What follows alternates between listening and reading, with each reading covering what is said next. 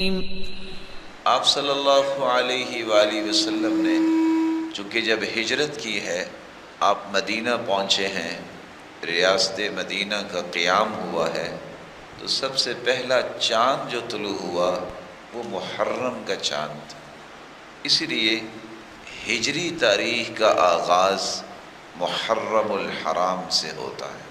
ہم چونکہ مسلمان ہیں، مسلمانوں کو اس بات میں خوشی ہوتی ہے کہ جو نظام رسول اللہ صلی اللہ علیہ وسلم لے کر آئے ہیں، جس کو صحابہ نے قبول کیا ہے، اس نظام کی پیروی کریں۔ وہ عبادات سے متعلق ہو، وہ معاشرت اور معیشت کے متعلق ہو، ہمیں رسول اللہ صلی اللہ علیہ وسلم کے صحابہ کو اپنے لیے رول ماڈل سمجھنا چاہیے، اور دعا بھی کرنی چاہیے کہ اللہ تعالیٰ قیامت کے دن بھی ان کا ساتھ نصیب فرمائے۔ سب سے پہلے تو ہمیں جو کام کرنا ہے، لوگ خوشیاں مناتے ہیں مغرب اور یورپ اور یہودیوں کی نقالی کرتے ہوئے کہ اسلام میں اس کا کوئی تصور نہیں ہے، تو ہمیں بجائے اس کے کہ یہ خوشی منائیں کہ ایک سال ہم بڑے ہو گئے ہیں، سوچنا چاہیے میری زندگی کا ایک سال اور کم ہو گیا ہے، میری زندگی کی وہ دیوار کی ایک اینٹ اور گر گئی ہے۔ اس لیے سب سے پہلا پیغام محرم کا یہ ہے کہ ہم سب کو اپنے چاہتے نہ چاہتے شعور لا شعوری میں جتنے گناہ ہوئے ہیں، خطائیں ہوئے ہیں، ان کی توبہ کرنی چاہیے۔ اللہ ایک اور سال گزر گیا، گناہوں کو تو معاف فرما دے۔ سچی توبہ کر کے نئی زندگی کا آغاز کرنا، یہ اس محرم کا پیغام ہے۔ اگر اس عزت والے مہینے، اس تقدس والے مہینے، حرمت والے مہینے میں کسی کو یہ توفیق مل جاتی ہے کہ وہ اس مہینے کی آغاز میں ہی اپنی نئی زندگی کا آغاز کر لیتا ہے تو کتنا خوش نصیب ہے۔ سال کا آغاز ہے، اس پہلے مہینے میں پلاننگ کرو۔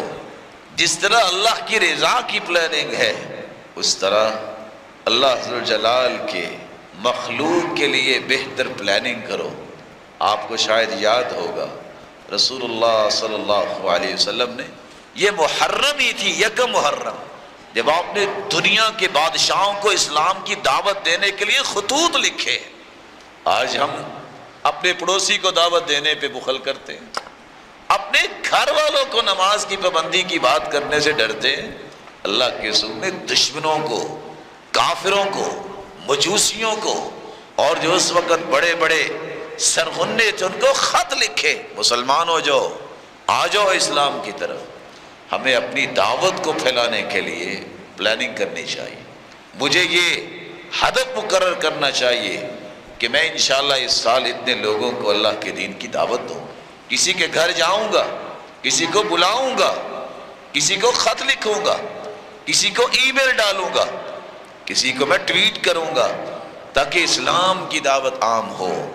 مسلمانوں، اپنے دین کو پھیلانے کے لیے سوچو۔ اللہ کے رسول صلی اللہ علیہ وآلہ وسلم نے اگر محرم کے شروع میں ہی دنیا کے بادشاہوں کو خط لکھے ہیں تو کم از کم اپنے خاندان کو ہی سیدھا کرنے کی پلاننگ کرو۔ شادی پہ ہر بندہ جاتا ہے، دعوت پہ ہر بندہ جاتا ہے، بلکہ نجائز دعوتوں پہ بھی جاتا ہے۔ موسیقی لگی ہے، رقص ہو رہا ہے، یہ چھوٹے ختنے ہیں، یہ بڑے ختنے ہیں، سارے جاتے ہیں۔ اللہ کس طرح کی دعوتیں قبول نہیں کرنی چاہیے۔ کبھی اس نیت سے بھی خاندان کی دعوت کرو، آؤ کھانا کھائیں اور مل کے اللہ کے دین کی بات کریں۔ کبھی کسی نے کیا؟ اللہ کے رسول نے کیا ایسا؟ سارے خاندان کو بلایا اور بلا کے کیا کہا ہے؟ قیامت کو میں تمہارے کام نہیں آؤں گا، اپنے آپ کو جہنم سے بچا لو۔ چچا کو بھی کہا ہے، پپھو کو بھی کہا ہے، بیٹی کو بھی کہا ہے۔ اس طرح کی پلاننگ بھی کیا کرے۔ موسیٰ علیہ السلام کو اللہ نے آزادی دی، فرعون کو غرق کیا، تو کب؟ اسی محرم۔ اگر کوئی گناہوں میں کی بیڑیوں میں جکڑا ہوا ہے تو اپنے آپ کو آزاد کر لے۔ اگر کسی نے ظلم کا پنجہ گاڑا ہوا ہے کسی غریب پہ تو اللہ سے ڈر کے اس محرم میں اپنے پنجے اٹھا لے۔ وَمَا مِن ظَالِمٍ إِلَّا سَيُبْلَى بِأَظْلَمِ۔ آج اگر وہ ظلم کرتا ہے تو اسے یاد رہنا چاہیے اللہ اسے بڑا ظالم اس پہ مسلط کر دے۔